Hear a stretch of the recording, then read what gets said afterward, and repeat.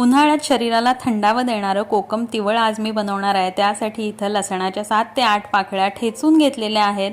आल्याचा अर्धा इंच तुकडा जो आहे तो किसून घेतलेला आहे। एक मिरची बारीक चिरून घेतलेली आहे। चवीनुसार मीठ घेतलेलं आहे, कोथिंबीर घेतलेला आहे आणि हे सगळं छान मिठामध्ये चुरून मी आता या पाण्यामध्ये ॲड करणार आहे। पाणी जे आहे ते साधारण 1.5 तांब्या घेतलेला आहे आणि हे सगळं जे आहे ते आता आपण पाण्यात मिक्स करायचं आहे। याचा छान असा फ्लेवर पाण्यामध्ये उतरतो।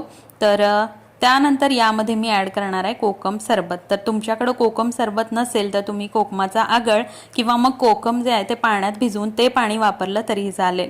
पण या ठिकाणी मी कोकम सरबत वापरते आणि यामध्ये साखर ऑलरेडी असते, त्यामुळे मी यामध्ये साखर किंवा गूळ वरून घालणार नाहीये। मात्र तुम्ही कोकम आगळ वापरत असाल तर तो पूर्णपणे आंबट असतो, त्यामुळे तुम्हाला साखर किंवा गूळ चवीनुसार यात ॲड करावा लागेल।